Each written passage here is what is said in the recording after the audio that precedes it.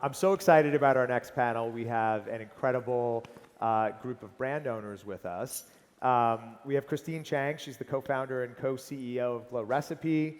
We have Andrea Lisbona. She's the founder and CEO of Touchland. Maybe you saw her coworker Misty walking around the stage earlier. Actually in the back row. And Beatrice Dixon. She's the founder of The Honey Pot. So thank you so much for being here, everyone. So this panel is entitled The Imperative of Scale, Finding Sustainable Growth in Volatile Times. The barrier to entry in beauty has sort of significantly been lowered, and that's really made the glow of the beauty industry a little bit hard to resist. But the reality is that most companies don't make it past the startup phase. And in fact, the Small Business Administration estimates that roughly 80% of small businesses survive the first year, and only half of small businesses survive past the 5-year mark. A cohort of indie brands, however, that took the industry by storm a decade ago are in growth mode now with an exit mapped out. Some have already found exits. But scaling has been no easy feat for them. I think there's some really unique nuances to each of the 3 brands that are represented here today. And so I'm really, really excited to have this conversation with them and with all of you so we can find out sort of how they mapped their scale-up journey. So let's start by looking back at the early days of each of your brands. And I've heard all of your stories and love them. Unlike most brands today, none of you got on the venture treadmill when you first started. And in fact, you made a concerted decision to kind of go it alone and focus on building your brands and developing your communities. Christine, let's start with you. When you first launched Grow Recipe, you were squarely focused on community building and storytelling.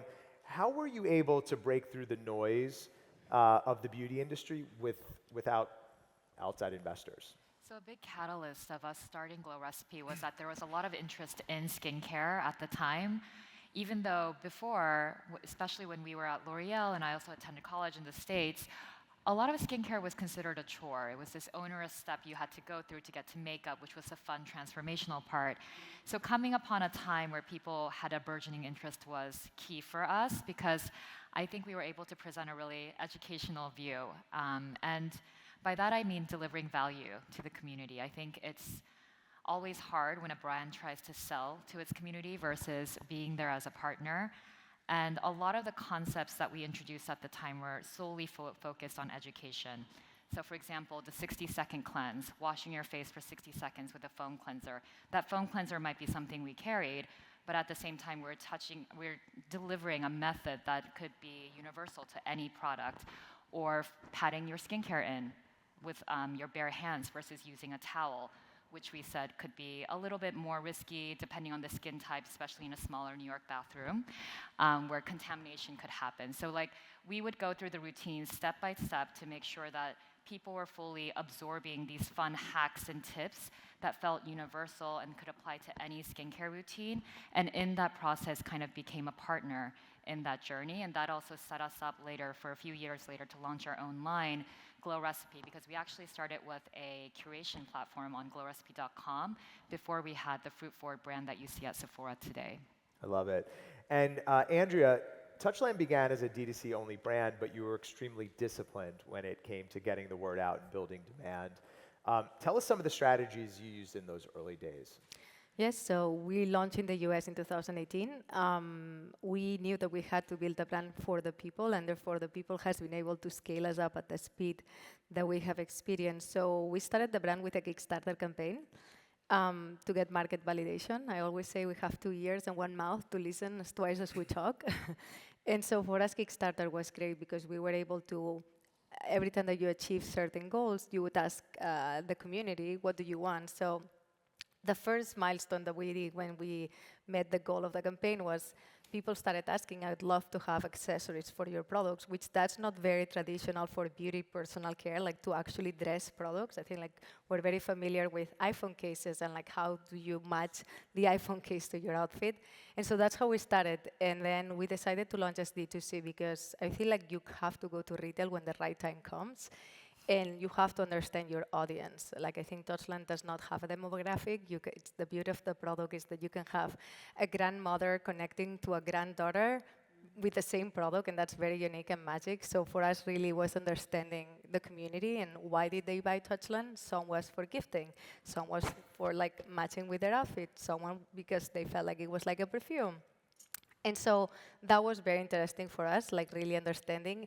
And then as we thought about the distribution strategy, in order to truly disrupt an industry, you cannot just change the product and expect everyone to see you with different lenses. So instead of going to like the typical retailers where you would expect to find personal care, we started selling in prestige beauty. And so in 2019, we partnered with Ulta, which they are here today. They believed in the brand, and it was amazing because that was pre-COVID. We launched all doors. They took a risk on us because usually you start step by step in the website, but they believed in us and we sold out in the first 2 weeks pre-COVID. So it's about selecting the right time and the right partners to really build a consistent discipline growth. Yeah, for sure. And Beatrice, when you first started the Honey Pot, you actually maintained a full-time job at Whole Foods while building the foundation of your brand. I had left Whole Foods by that time. By that time, I was working as an area sales manager for Rhythm Superfoods. Okay. Yeah. So But I was in the natural food business. But I love the notion. I mean, like, you know, everyone thinks like, oh my God, you're a startup founder, and it's like this like incredibly sexy thing. But like, you were working a full-time job and doing this on the side. But it provided some opportunities and of course probably some challenges. Like, what were some of the opportunities that starting your brand this way sort of afforded you? I think the opportunities that I had consistently were, so I started off working in Whole Foods, right? When I entered into the natural food world. What that taught me, because this is back when like Whole Foods was like Whole Foods, right? It wasn't owned by Amazon. No diss to Amazon, but it's just different, right? It was the mass, you know, crunchy grocery store. You know what I'm saying? Like it was all of those things. Like it could be any product on the shelf, and if you liked it, if you were the customer and you came in, I could literally like scribble over the UPC code and give it to you. You know, it was like they really wanted to know their customer. And so Whole Foods taught me how to treat human beings. It taught me how to treat customers, you know. And I've always had a good bedside manner because I used to also work in the health industry. I thought I wanted to be a doctor, but then I realized I really didn't like school. And so it's true. I'm not I don't enjoy academia. I like learning, but I don't like it that way. Yeah. And so then I went to become a broker, which is like the natural progression to working at a health food store, right? But the cool thing was that taught me how to talk to buyers, because now, you know, like you guys were my customers at Whole Foods, but then when I became a broker, Whole Foods became my customer, right? And so that taught me how to talk to buyers. And so then when I became an area sales manager for a natural food startup, which is the next progression after being a broker, you know, in the world that I was in, that taught me how to actually like work in a small company, some of the ebbs and flow that happen, you know, it taught me so much. And so I'm really grateful because I feel like every single thing that I've ever done, which is why I know that Honey Pot is my life's work, you know, I was bred for this, you know, I literally was. Everything that I've ever done prepared me for this moment, you know, and to be honest, I wouldn't change a thing. I actually think that it's good for us to have a job when we're doing our business because, you know, when it really gets to going, that shit's gonna feel like you got 3-4 jobs. You know what I'm saying? Honestly, it does. It does. It's really hard, and it teaches you discipline. You know, it teaches you what you need to have time for. It's hard. It was really brutal. You know, but it gave me. It just like took my hustle mentality and just took that shit to another stratosphere. Yeah. You know, and I think that with the work we do, it's important. And so I'm grateful for it. Okay, I have a quick follow-up for all of you. But if you were building your brands today, would the sort of same like capital light strategy be a possibility? Do you think? We could just go down the line. Sure.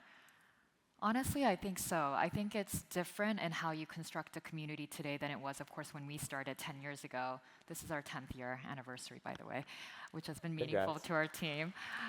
And thank you. And so the platforms are different, but the way you connect with the customer is not. And we're such strong proponents of community building because that underlying foundation of organic conversation and buzz needs to prop up your paid spend, your ad spend, and whatever you're laying on top. And without that foundation, the synergy doesn't work. And so given that TikTok has been such an incredible medium for discovery and the algorithm is set up for new brands to be able to win, not just legacy brands or brands that are spending a lot on the platform, I think there are ways to build a community, to build a brand in this day and age without taking capital. But that being said, we did delay our capital raise partially because we were moonlighting as consultants for some beauty brands and writing their beauty copy, which you can still see at Sephora today. And it's not for Glow Recipe, I'll say that. So we did some alternative methods in, lengthening the timeline. Got it. Andrew, how about you? I think that you can do things without having to be needing capital. Like I think if you build a very authentic, relevant brand, there's tools out there that allow you to grow. Like I think for us, it's been not so much what we create that goes viral. It's people owns a product and goes on social media. And like a couple of days ago, we had Alex Earl. And I'm like, is that a touchland? And I think like there's a lot of ways if you're very disciplined about creating something magical that it really propels itself without having to need external funding going on. And I think for the founders, I think there's already a lot going on. And like when you're sitting next to founders that have been able to build very large companies without having to be all the time fundraising and really dedicating that time to building the community, to building great products, you can see that because that engagement, that magic happens. And so I do think that is possible. Beatrice? I think that it's possible, but I'm not going to lie. I think it would have been harder. Yeah. When we got started, we would use trade shows, festivals, freaking farmers markets on Saturday. Honestly, like it was a real thing, And the world just set up a little different. It is, isn't it? Social media was because we're 10 years. Technically we're 12 years old. We got started in 2012, right? We launched in 2014, but Facebook and Instagram were kind of just starting to do their thing, and so we really gained our popularity through organic, meetings and, talking to people and looking them in their eye and, you know what I mean? And not that doesn't happen today, but I think the other thing that's happened between now and then is all of the popularity of being an entrepreneur, right? When we got started, it wasn't that people weren't starting businesses, but they weren't starting it at the clip that they are today. Today, everybody's an entrepreneur, right? And I'm not saying that there's anything wrong with that. And I'll say that everybody can't be an entrepreneur. You understand what I'm saying? Yeah. And so I shouldn't say they can't be, but like you just gave in the stats earlier, it's really hard to survive in this market, And so, I do think it would be a lot harder for us, and that's just being transparent and honest. We built our customers from a real place. So we didn't even have to start crazily spending on marketing until probably the last couple of years. Yeah. And even if you guys saw what our marketing budget is even today, it would probably astound you, because we've had such a strong customer that was real, And so, I think it would be hard. Could we do it? Hell yeah, because there's nothing that we can't do, But it would have been hard, you know what I mean? I love it. Well, I want to ask you, and Beatrice, we'll stay with you. I want to ask you about like that watershed moment. Like Yeah. every brand like has that moment where everything just sort of comes together and crystallizes, and the vision just starts happening. I'm curious to hear like what the watershed moment was for the Honey Pot. I think the watershed moment for us was the first time we went viral when we did the Target commercial. Oh, that's right. And you know, and and it was insane. I mean, I didn't realize that me saying what I said, you know, they were interviewing me in the commercial, and the person interviewing me asked me, you know, why was it important for Honey Pot to be successful? And I said, for other young brown girls to see that it's possible, right? And and people took offense to that because they felt like I should have just said, you know, girls. Why did it have to be black girls? And you know, the answer to that is because here we are in this moment today, right? And you have Fearless Fun, you have a lot of nonprofit organizations, you have DE&I teams that are literally being destroyed. These people are just getting fired. It was hot while it was a moment, it was a trend. You understand? And that's why it's important for me and Melissa and you know, and the humans of color, not just black people, but just people in here that aren't necessarily the majority, right? Women, right? Humans that have vaginas, even if you don't call yourself a woman. You know, it's important for us to see ourselves so that we know that it's possible, you know? And so I said that and it went viral. And I didn't realize that it would go as big as it did, and people made a trust pilot and they gave us like 0 review. It was wild. And our customers would go and buy out a shelf. It was like people were on Instagram like, this is how I feel about that, you know? And it was beautiful, you know? And it could have been, it could have turned into a negative moment, but it quickly turned into a positive moment because we had such real, raw customers. And it wasn't just black customers, it was just humans that just knew what our mission was and what we stood for, and they stood behind us, you know, and with us and for us, you know. And so that was the moment when we kind of knew, like, okay, we're doing this right. Yeah, I love it. Andrea, how about you? What was your watershed moment? Well, I think it's the time that we decided that we needed to move to the US. Which, as you can tell by my accent, I'm originally from Barcelona. I'm in Miami, and I don't get to practice English a lot. It's a beautiful accent. It's a beautiful And we started in 2010. We started distributing other products because we wanted to learn, like, I don't want to have a false reality of, like, that's what people need. I want to see what people actually appreciate. And then in 2014, we launched a pre-series of products in Barcelona. The same idea. I would not say the most ideal place to launch a fast-growing business.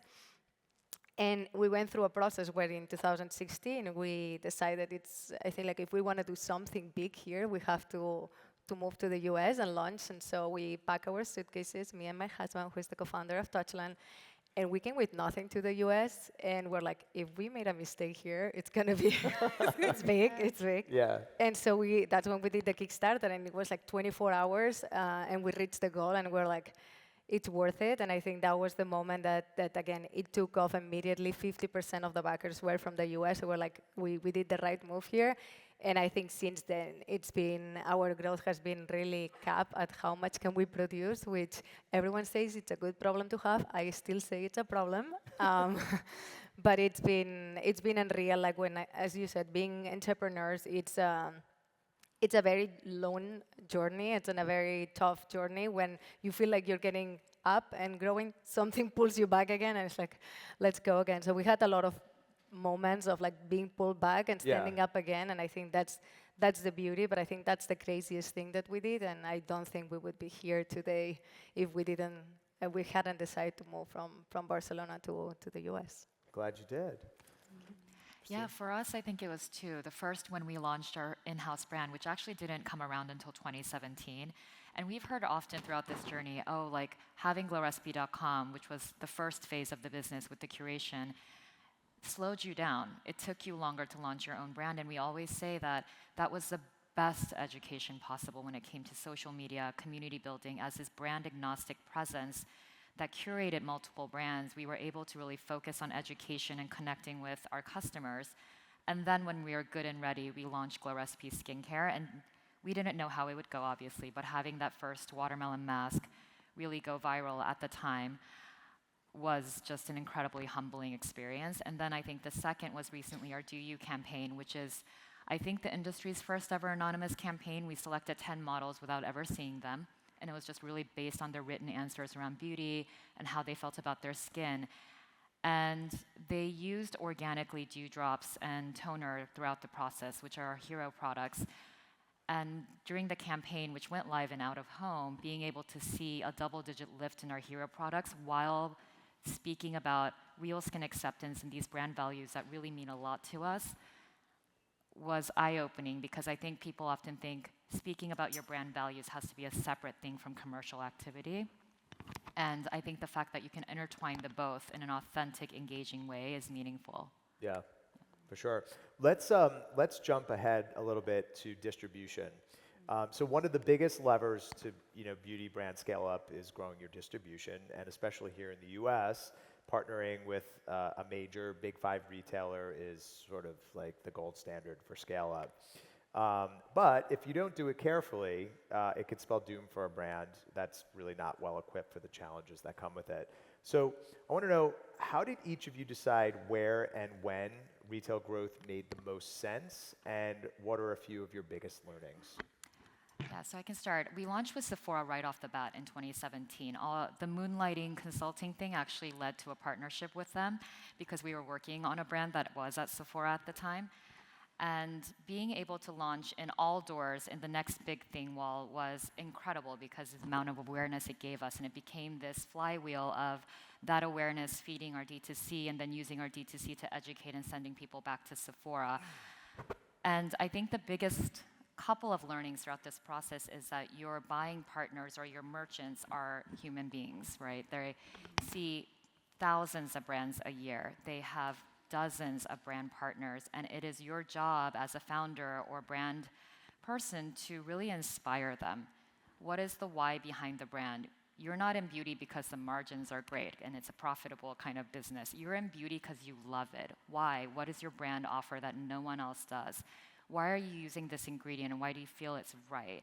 What value can you add to the retailer, because they're also looking for new customers? Like, how can you bring new eyes to your retailer partner in addition to what you're negotiating in terms of support and leverage? And having those very honest and real conversations, and always keeping in mind that just as we're delivering value to the customer, we're delivering value to each and every one of our partners, has been so key in all of our conversations with retailer partners around the world.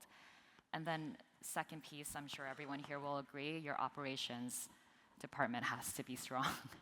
I think it's one of the biggest things that people miss during a retailer expansion process. And I would literally just get on calls with the retailer's operation team and take copious notes to make sure we weren't missing anything, seeing how exactly they wanted products shipped. Because on the branding and values and inspiration side comes hand in hand with the day-to-day back end. I would not agree more. I think we launched, as we said, the first big retailer that we got was Ulta. It was a year after we launched. And as you said, it's not, I think when you go to retail, a lot of brands is like, yeah, I made it to this retailer. If it doesn't sell, it's not good for you because you only get one shot. And I think you have to take it very carefully. A lot of brands launch and immediately want to go to retail. You have to build demand and desire in order for it to move in the shelves. And I think that's something very important because I feel like that's when it really starts driving that partnership, when they see that you actually brought something that really sells. And in our case, I always like to start small. And I think it's a way for the both parties, like first date, a second date, let's go on a third date. So we started with 1 bean, 2 beans, 3 beans, one shelf space. And that gives the trust for both parties, financially, operationally, to support that. And I think for us, one of the biggest things that we have been able to do as a small brand is to actually be fully ERP integrated when we were very small, which most companies wait far along the line, and we were able with like a 6-people team to launch in 4,000 retail doors in 6 months. Like you can only do it if you have like that sort of discipline of like, it's not just selling. Like I always say in Deutschland, we always speak operations. If you don't understand operations, like it's just not the brand, because the product has to get from here to here. And then lastly, financially, like I think like when you start like understanding the terms, the policies, all of it, because again, like if you're not aware of those things and you want to jump, again, and the working capital is not there, you may be drained up fairly quickly. So I think retail is an amazing opportunity. I think like right now, it's most of our revenue comes from these partnerships. And it really creates this discovery channel where post-iOS update, acquiring customers is more expensive. So to be able to go on retail with an open mindset, like I always say, I go to retail, barely one thing in my list, I come back with 2 bags. I don't know how that happens. And I think that's the beauty of retail. So I think it's a great opportunity for any brand, but don't take it lightly, because it's a partnership and you have to deliver in order for it to grow, and the brands have to be ready to go into retail when the right time comes. Yep. Beatrice, how did you know you were ready for retail, and how did you decide to launch what you did? It fell on our lap, to be honest. Monique Benoit, who I love, I don't know if she's here or not. I believe she went to her hairdresser to get her hair done, and her hairdresser had met us at a hair show that we were doing, because that's what we did when we would, in the beginning of the brand. Sorry I took my mic off. If it sounds weird, y'all, it was choking me, and I was. But she, like I said, she had went to get her hair done, and they were talking about honey pot. And, she was like, you should look at them. And she went home and she sent an email to our support email. And the wild thing is that maybe like 6 to 8 weeks before, one of my co-founders had said, where would you want to be if you had the choice? And I said, Target, and, manifesting, man. And so we, we had to work on that like everybody else did. Just because they send an email doesn't mean that you got in. But I feel like it was more of a like stay ready moment, and so it wasn't like we hired a broker and went out and did it. It was a thing that kind of came to us, which told us that we were ready, in my opinion. We made a lot of mistakes. A lot of those mistakes were operational. Operations is probably one of the hardest parts of your business, between operations and finance. And so, it took time for us to really get that together. Shout out to VMG. Eliza's here. They were really powerful partners to help us to be able to do that. But it was crazy. And we probably weren't ready, but obviously we were, because we're still here. We made it. Definitely were. All right, well, I have so many questions to ask you, but I want to leave some time for the audience to ask you guys questions. So I have one quick question, and then we'll get to some audience Q&A. So each of you has had so much success in building your brands, and you've all been successful at sort of building brands that sort of stood the test of time. Like we're talking about 10-year anniversaries here and 12-year anniversaries since starting. But there's a certain momentum that comes with being the new kid on the block. How do you remain relevant while you're competing with sort of the big guys that you set out to sort of disrupt and upset, while also simultaneously competing with upstarts that are now trying to disrupt you guys? And so, Andrea, why don't we start with you? Okay, it's a good question. I mean, we're kind of like the underdog in the beauty industry. So I think like in terms of competitors, I think that we don't have many. But I think it's about knowing truly who you are as a brand. I feel like when you're like growing that much, there's a point where you start doing what others expect you to do instead of really knowing what you want to do. Like in our case, we have an innovation pipeline for the next 10 years to come, but we've been very disciplined at saying, no, it's not the right time. It has to be amazing. Once we launch, it's going to blow everyone's mind. So it's about, I always say, like I was yesterday in our manufacturing plant in New Jersey, DMI, And they were saying like, oh, but this other company, I'm like, it's better than anyone else. I'm like, I'm not competing with everyone else. Like the next categories, I'm competing with myself, and I want to make sure that once we launch a product, it's the best out there. So I think just staying in your lane and knowing who you are and being authentic, because the moment you start looking at others, that's when you start not like taking actions for your principles and more like to be up to date with everyone else. So I think like following your beat and your rhythm and really being disciplined and responsible with Totally. Beatrice, how about you? I asked the question one more time. How do you remain relevant? Her answer was so good. You're not the new kid on the block. How do you remain relevant today? I think it's everything. You remain relevant by staying in your lane. I think understanding where it is that you want to go. You know, I feel like when you are, you know, Honey Pot really built the architecture for what vaginal wellness can look like. Nobody was doing it the way that we did it, right?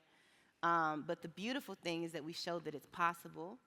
And so it's inevitable that we will continue to have startups that come in, but that's actually really great for us because that's great for the human beings that have to shop this shelf, right?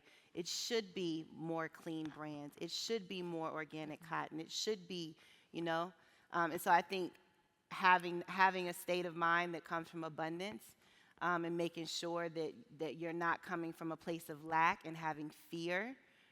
Because you're always going to have people competing with you, that you can't get around that. But I think it's important for you to mind your business and know your business and know your data and know their data.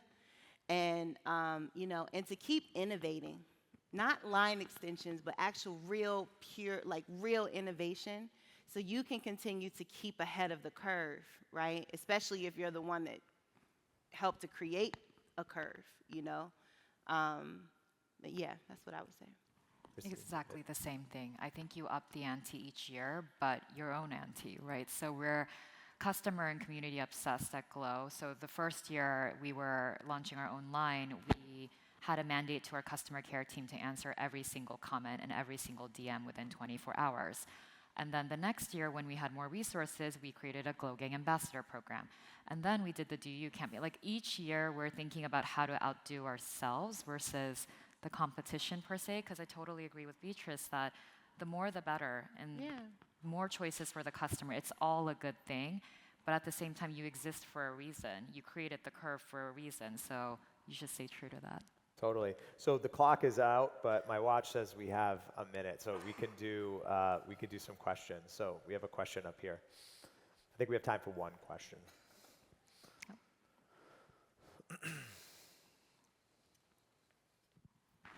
First of all, I think we can give all of these ladies a big round of applause for just being amazing brand founders. And, you know, obviously we're giving them a round of applause now, but over 10 years of business, and even for a smaller brand like Touchland, which is growing mightily, by the way, I'm excited to try your product, and I have an interview with you next week. But you've obviously had a lot of naysayers, and then probably some microaggressions, obviously coming as female founders, etc. What was your first moment when you were like, kind of to brag a little bit, your first nya moment when you could say, my brand is successful, I feel confident, and I know this is going to be a long-term growing brand? That's a good question. Always.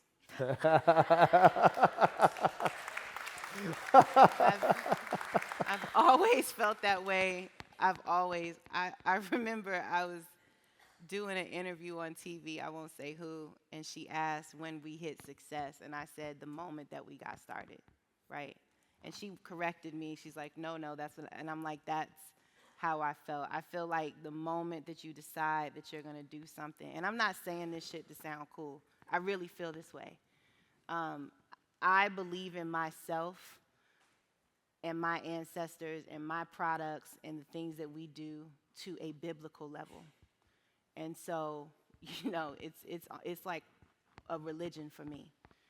And so there has never been a question in my mind that we would be successful, you know, because success is not just based on money. It's not just based on turns. It's not, you know, I think it comes from a place of really being connected to what you do. So for me, the answer is always. We love that. And you too? Yeah. So yeah, definitely naysayers, and it happens, right? But I've always said from the beginning that if I wasn't doing this, I'd still be at L'Oreal, which was my first company in the beauty industry. I was there for a decade, and I'd be probably running a $1 billion brand as a general manager with a $1 billion budget. And so if that's the case, like, why couldn't I do this? Like, of course, I love what I do. I'm compelled to do it. It was meant to be.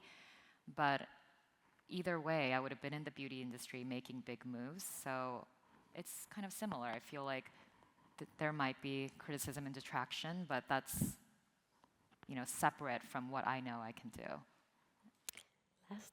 Well, I was raised in an entrepreneurial family, so I think it's a little bit different from what you said. Like, I feel like I've never reached 5% of where we can be, so that keeps me always like fighting for like outpace myself. But I've seen my father since I was a kid what it is to be an entrepreneur. Like he would wake up, if this client doesn't pay, we're gonna lose everything. I was like always in shock. I'm like, please pay. And so I think like when you live in that and you love it, because I feel like to be an entrepreneur, you have to enjoy being out of the comfort zone. Like this adrenaline, it has to ignite you. If that adrenaline, it makes you like be depressed and anxious, like this, when there's not a lot of things going on, like what's going on? Like should I ignite something here? Like when everything is calmed down, like I don't like it. So I think you have to believe in yourself. Like you can feel when a founder believes in what they do, and you can feel when someone wants to be an entrepreneur is finding an idea, and then like two years later it's like, no, I'm not done for that. So I think it's about like understanding that being an entrepreneur, it's a tough journey, but you have to have a vision because you're gonna go through hell. So you gotta be very motivated for that. Very motivated. All right, with that, we're going to wrap it up. Thank you so much to our wonderful panelists.